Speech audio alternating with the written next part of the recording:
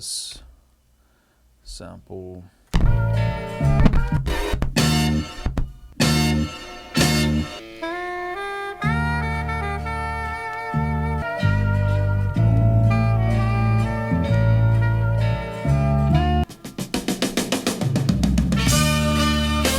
All right, let's go into this edit. Just select what I'm gonna work with.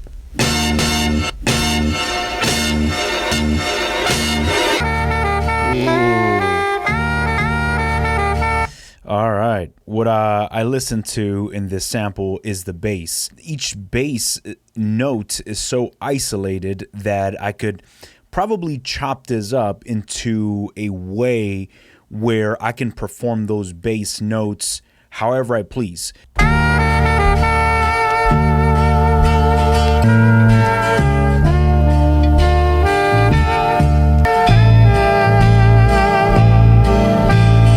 Oh, all right, right there. Before I even convert this into a program, I'm gonna just go through really fast, make sure I have everything where I need it. This needs a little love.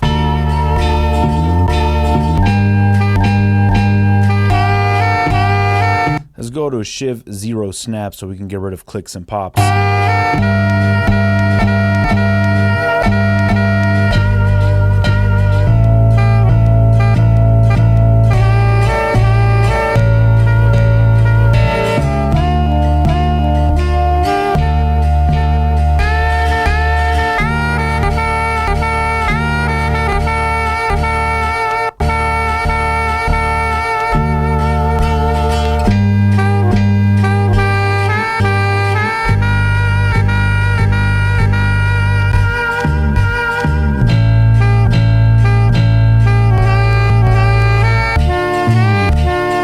I like this. I like how the bass just kind of has a down hit and then it picks up. So I'm gonna be able to play. The reason why I'm talking about the way I'm chopping this up is because I feel like when I listen to some of these records, the reason why I want to sample them, there's always something that leads me to how I'm going to chop it up. You don't have to have this all figured out before you start sampling, but at least for me, there's a trigger inside of me that I'm listening to the bass line. I'm gravitating towards the bass line, so I know that is going to be the lead of whatever I do once I drop in those drums. I'm gonna create this into its own track, convert, go to my main page, and now I have it right here.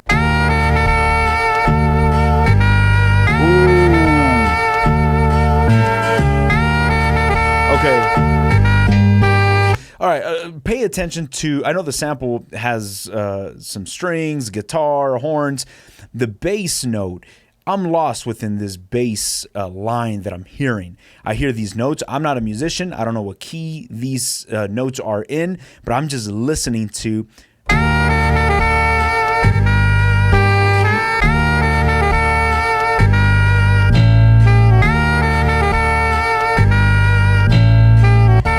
That is going to be awesome. I've not pitched this up or down. I could pitch it. Let's go -4.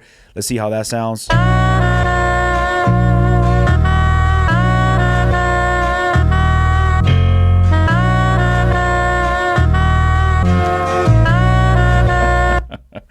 All right.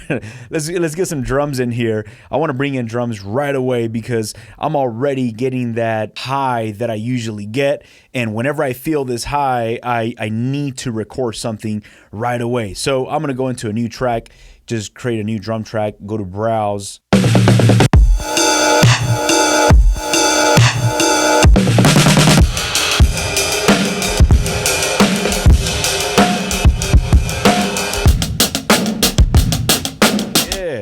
Let's load that up. That sounds awesome.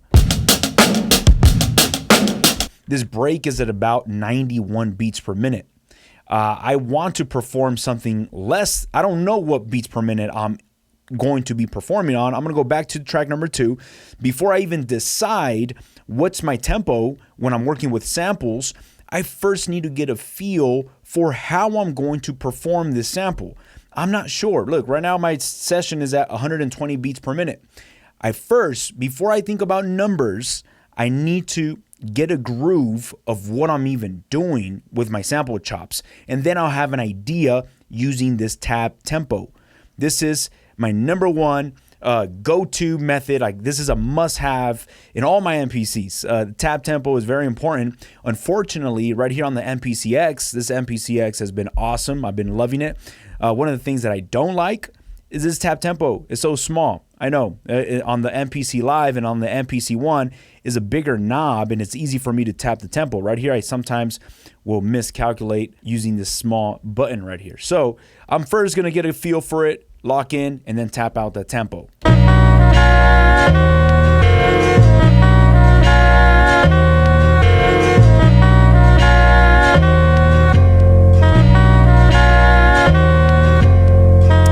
I'm about a 79. I want to say 80. Let's try 80 beats per minute. Actually, let's go up to like 81 or 82 beats per minute. I feel like that speed is going to be good for me to perform these sample chops. I don't know exactly what I'm going to record, but I'm just getting a feel for the tempo where I'm going to record at.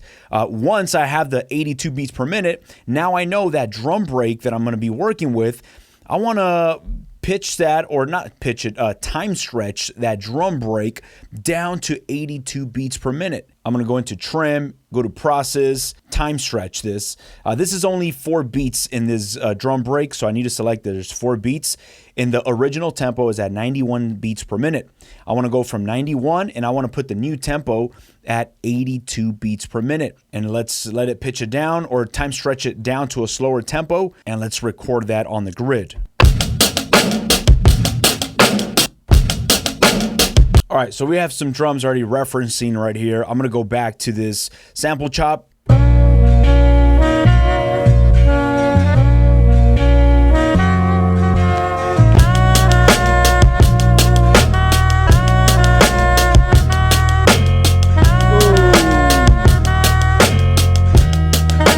I don't have to follow the progression in which it was recorded onto the pads. I could just find a completely different chop and play it at a different format.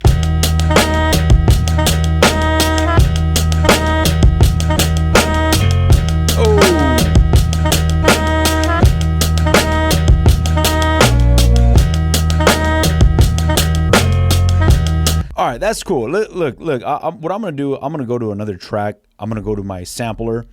I'm gonna go to pad tap. I'm gonna drop the needle. Let's get another piece of this, of a different song, just so I can explain. Once you have the sample method of chopping nailed, everything else, when it comes down to performance, becomes very fun, and it's very easy. It's almost like second nature.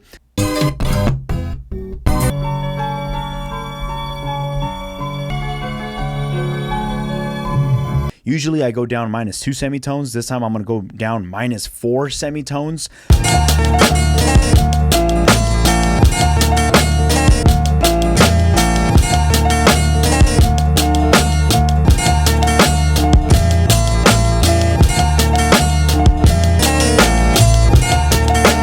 Oh, see, I'm just going completely different, just up, down, one pad over here. One, as long as it sounds cool to me, as long as it just goes with the feel that I'm going after. The drums are knocking, and now I'm just moving my fingers. I'm letting them loose. As long as I'm playing to the rhythm of the drums, we're going to find, and you're going to lock something in that's really nice. As soon as you lock into that groove, whatever it is that you have, hit record right away and start laying that down on your grid.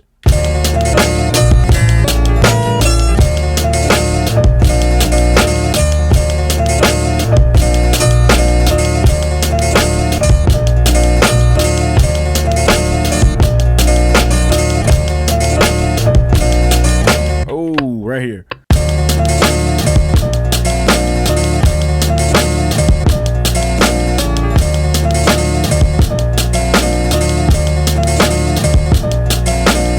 Right there.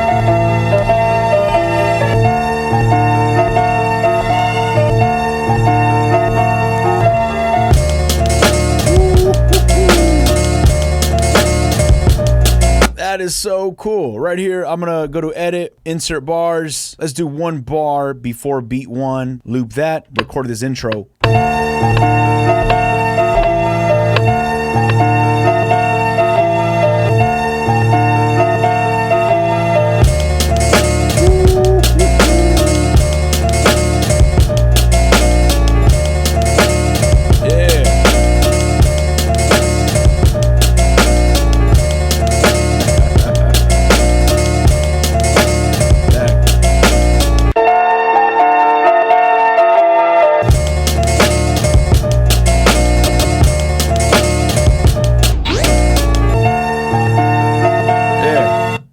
sounds awesome. Guys, if you are part of the Patreon, do not forget I'll have these sample chops available for you. So if you guys want to download, actually we did 2 songs right now.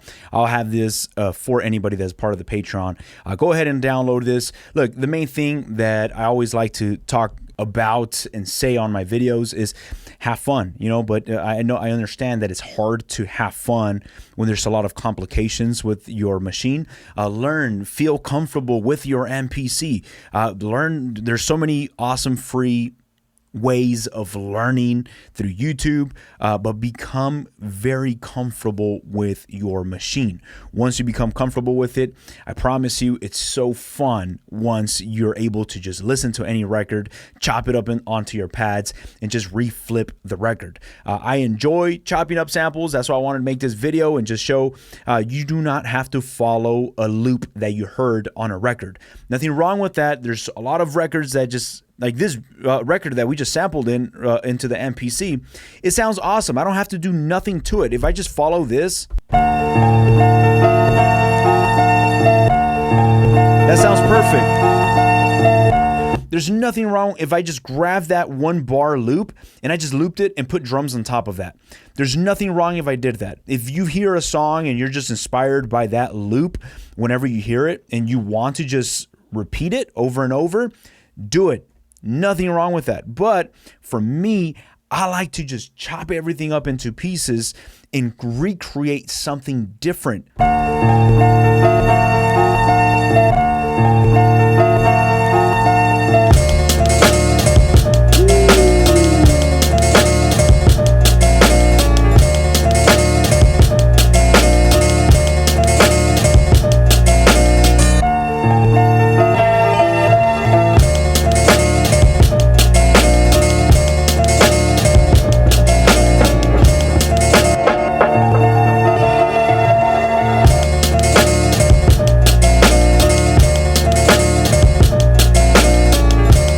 Guys, thank you so much for hanging out with me. I just really wanted to make a beat making video. I guess if we even call this a beat making video, just my best to not talk as much and just chop up some records and just go through my method of sample chopping.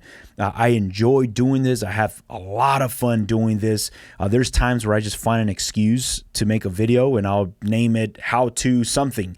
But I honestly, I just want to make a beat. You know, my thing is I have fun making beats. Most of my how-to videos, they are how-to, but at the end of the day, it's just a way for me to make a beat and record myself. I guess it gives me more of a purpose to do it.